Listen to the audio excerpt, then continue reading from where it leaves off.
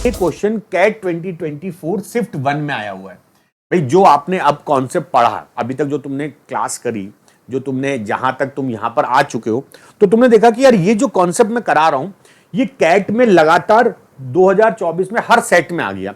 अब जरा यहां पे देखो, ये कह रहा है कि a plus B root N is equal positive square root of 29 minus 12 root 5।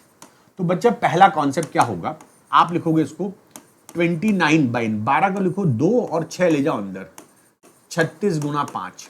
ठीक है, यही तो करोगे। अब ये हो गया 29 माइनस, ये हो गया इसको ऐसे करते हैं, 36 को लिखो 6 गुना 5, हमें 29 चाहिए, हमें सम चाहिए 29। 3 गुना 4 गुना 5, तो 5 चौक 20 और 3 तिया 9, तो जगह 20 गुना 9। अब जरा यहां पर एक बात समझिए, because this is a CAT question, तो वो थोड़ा सा ट्विस्ट करेगा चीजों को, वो थोड़ा सा क्वेश्चन की वैल्यूज को ट्विस्ट करेगा।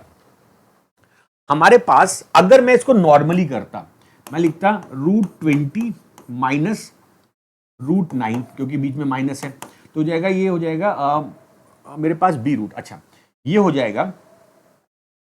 अब इसको समझना जरा आप लोग बात, a plus B root n, right.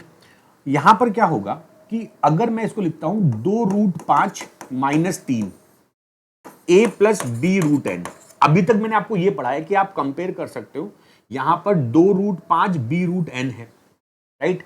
और बोल रहा है कि यहां पर a और b इंटीजर है, a और b इंटीजर, और n is a natural number. अच्छा याद रखना, n जो है नेचुरल नंबर है, तो इट कांट बी नेगेटिव। यहां पर n नेचुरल नंबर है। तो अगर आप इस क्वेश्चन को सिंप्लीफाई करते हो, आप कहोगे सर a का मान हो गया -3, b का मान हो गया 2 और n का मान हो गया 5। बट इससे क्या हुआ, मेरा जो आंसर आएगा 5 2 7 माइनस 3 4, 4 ऑप्शन में, लेकिन मुझे पूछ रहा है मैक्सिमम। तो यहां पर आपको थोड़ा सा, अब क्योंकि ये कैट लेवल है, तो यहां पे थोड़ा सा आपको समझना पड़ेगा कि यार कैन वी मेक दिस और दिस वैल्यू मैक्सिमम, क्योंकि a तो कंफर्म -3 है, a इज कंफर्म -3, मैं जो भी कर सकता हूं यहां पे कर सकता हूं। तो this approach will be wrong in this case. क्या मैं ऐसा नहीं बोल सकता हूं कि यार ये √20 इंटू 1 भी तो कर सकता हूं? With this approach I can say कि यार ये हो जाएगा 1√20 माइनस 3 विद दिस अप्रोच। और ये मेरा किसके बराबर है, ये बराबर है मेरे पास a plus B root n के। नाउ कंपेयर करो, it gives us a as -3, a as -3 दिख रहा है आपको, a का वैल्यू हो गई -3, भाई रियल पार्ट रियल के बराबर, और b हो गया मेरा 1 और n हो गया मेरा 20।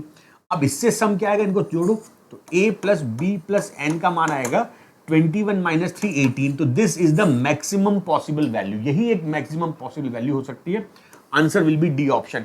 और जिस भी बच्चे ने इस क्वेश्चन को अटेम्प्ट किया, बहुत से बच्चों ने इस क्वेश्चन का आंसर ए मार्क कर दिया।